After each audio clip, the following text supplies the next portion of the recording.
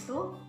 Saya Pramia Andriana Putri, mahasiswi STMB Bandung Business School jurusan Manajemen. Di sini saya akan mewawancarai salah satu pengusaha muda milenial yang menginspirasi kami. Dia adalah teman saya, yaitu Asri. Oke, mari kita simak petikan wawancaranya berikut ini. Mudah-mudahan dapat memotivasi dan menginspirasi kita semua.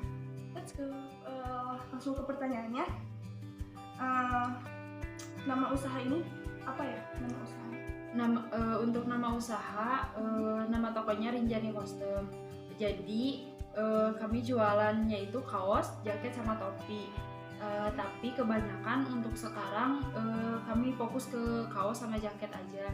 Jadi si kaos sama jaket itu bisa dikasih nama, bisa dikasih gambar, dan bisa dikasih foto sendiri dengan cara ya diedit gitu biar bagus. Diedit dan diprint seperti itu. Pertanyaan selanjutnya, usaha ini di bidang apa? Kalau usaha kami ada dua, ada usaha sablon sama usaha konveksi. Tapi saya sendiri lebih condong ke sablonnya itu. Untuk alamatnya sendiri di mana usaha ini?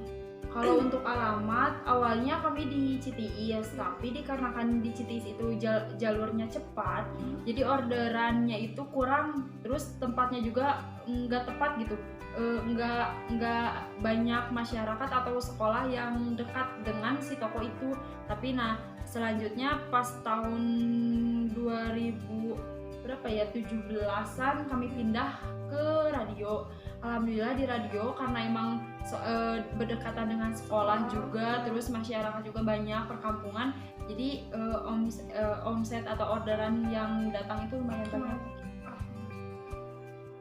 Oke. Untuk usaha ini sendiri dirintisnya dari sejak kapan? Kalau usaha dari nol itu tahun 2015-an lah. Masih terbilang baru ya? Untuk sekarang berapa karyawannya dari mulai dirintis? Kalau misalkan untuk karyawan dari nol itu cuman Asri, kakak Asri sama kakak yang ketiga sama kakak yang keempat, baru 3. Dan alhamdulillahnya setelah kami pindah ke radio, emang karena orderan banyak terus nggak bisa dikerjain sama kita bertiga. Pasti keteteran ya. Jadi kami membutuhkan admin keuangan, editor, print sama sablonnya. Terus ya ada juga yang megang akun also. Oke. Usaha ini sendiri atau kerjasama?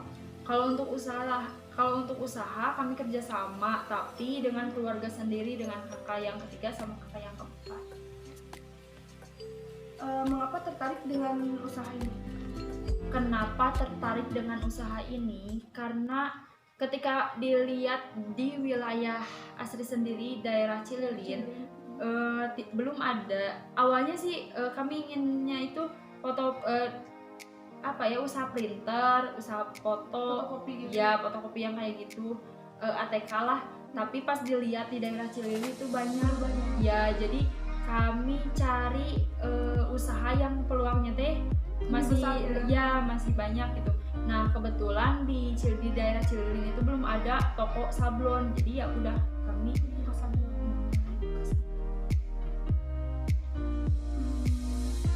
Untuk modal awalnya kira-kira berapa? Untuk modal awal kami untuk membeli mesin print, cutting sama sablon itu perkiraan sekitar 15 jutaan. 15 juta lumayan.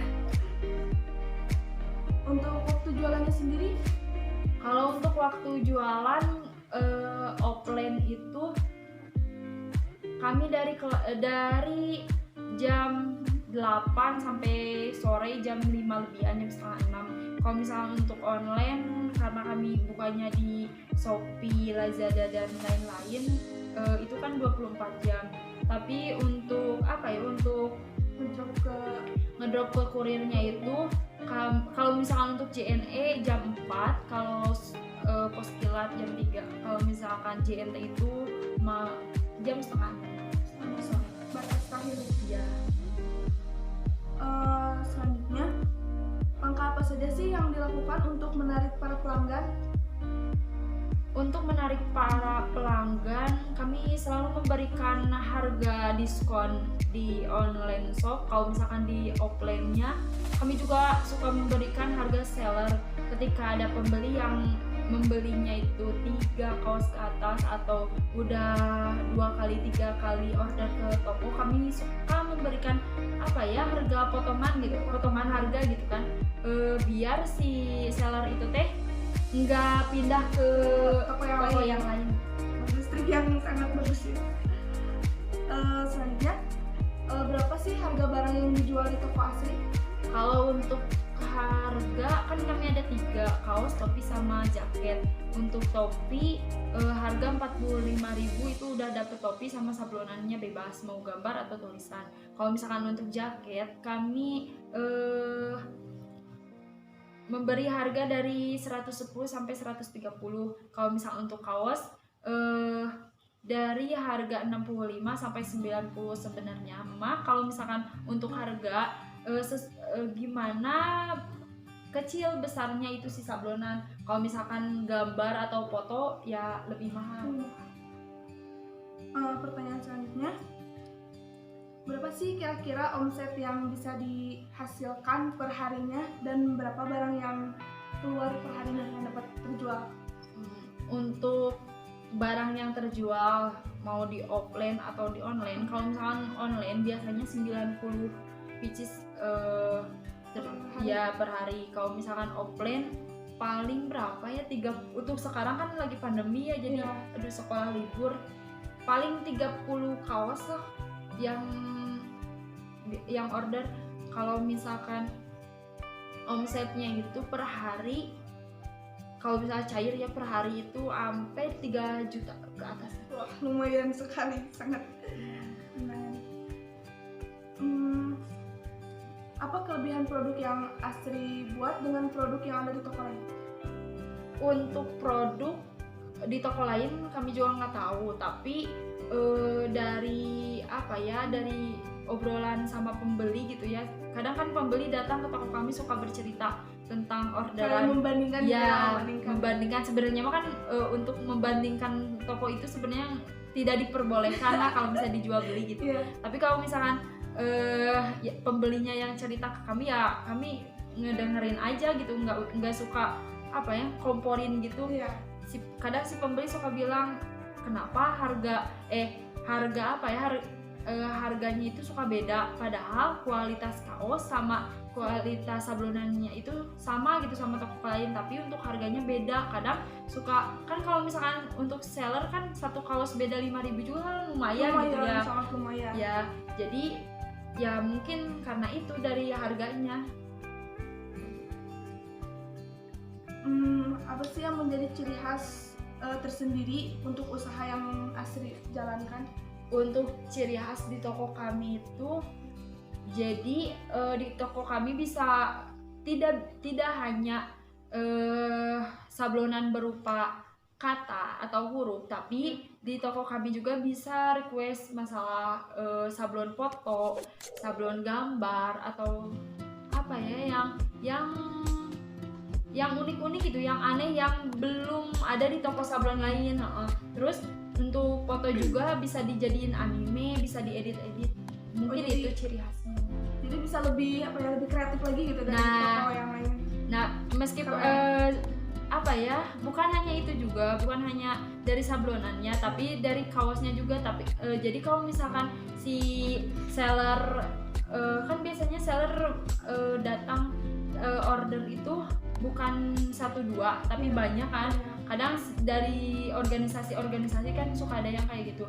Nah, biasanya kalau misalkan orderan dari organisasi itu kan biasanya kaosnya nggak berbentuk polos gitu kan. Ada yang raglan, ada yang suka ada yang pengen si ininya teh ya gitu. Jadi di toko kami itu bisa, soalnya toko kami itu kerjasama dengan konveksi, yaitu yang memegang konveksi itu kakak kami sendiri. Jadi bisa saling kerjasama. Keren. Selanjutnya, apa motivasinya dan bagaimana sejarahnya sampai usaha ini bisa berdiri hingga sekarang? Kalau untuk sejarah di toko kami, awalnya kakak Asri yang keempat kerja di Bekasi, kerja dulu. Nah, pengen keluar karena emang di pekerjaan, karena bekerja di orang lain itu tidak enak gitu kan. Waktunya terbatas. Iya. Jadi udah keluar sambil kerja sambil nabung, udah gitu langsung keluar beli mesin alat-alat sablon dan lain-lain, langsung merintis dari nol, dapat orderan 1, 2, 3 per bulan. Bulan keempat, bulan kelima alhamdulillah nambah orderannya, dan sampai sekarang sekarang udah tidak hanya di offline saja, alhamdulillah sekarang kami buka di online, Shopee, Lazada dan lain. Luar biasa. Sambil motivasi sekali. Untuk pertanyaan selanjutnya, apa saja sih kendala yang dihadapi saat menjalani usaha ini? Kalau untuk kendala banyak sebenarnya, Mak. Dari list orderan yang masuk tidak sesuai, terus mesin rusak, terus mesin rusak, uang modal harus dibeliin sama mesin. Terus orderan untuk sekarang kan lagi Covid ya, orderan offline mengurang. Alhamdulillahnya itu kita nggak gulung tikar ya, dikarenakan dibantu juga sama jualan online. Terus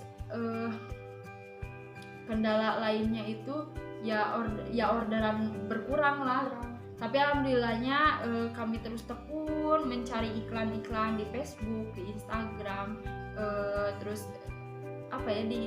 diiklankan produk kami. Alhamdulillah sekarang udah meningkat lah. Alhamdulillah. Pertanyaan selanjutnya, motivasi atau tips apa saja sih sehingga usahanya dapat eksis dan bahkan bisa maju sampai sekarang ini? Kalau untuk motivasi saya sendiri, awalnya emang suka gimana ya, kalau Asri kan orangnya bosen gitu, kalau misalnya harus terus liatnya Lazada, Shopee kan kayak gitu, orderan kirim ke JNT, males kan, jadi bosen gitu kan. Tapi karena emang Asri punya tujuan, punya keinginan, jadi ya emang harus, jadi di dirinya harus ada pikiran butuh uang. Jadi kan jadi termotivasi gitu, semangat lagi ketika down, karena emang punya tujuan, semangat lagi. Nomor pertamanya harus punya tujuan. Ya, benar sekali. Untuk pertanyaan terakhir, apakah Asri bisa berbagi tips atau motivasi kepada para calon pengusaha milenial, termasuk saya yang baru akan merintis usahanya? Kalau untuk motivasi, aduh ya Allah. Kalau untuk motivasi buat pengusaha, Asri tak tahu harus bilang kayak gimana gitu kan. Ya intinya mah harus ikhtiar, berdoa sama Allah. Jangan sampai ketika mempunyai suatu masalah atau datang satu masalah, jangan sampai menyalahkan sama Allah gitu. Kita harus mengaca dari hal kebaikan kita, dari ibadah kita gitu kan.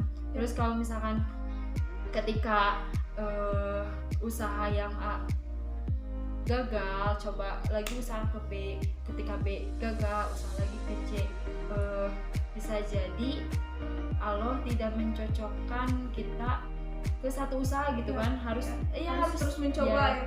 Itu soalnya kan Asri juga enggak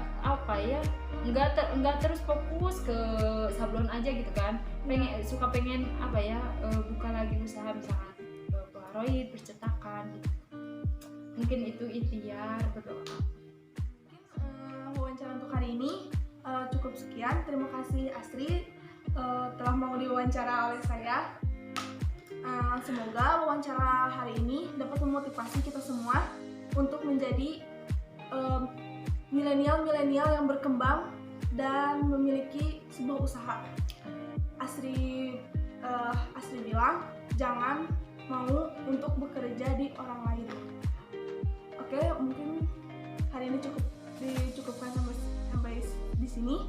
Wabillahi taufiq wal hidayah. Wassalamualaikum warahmatullahi wabarakatuh.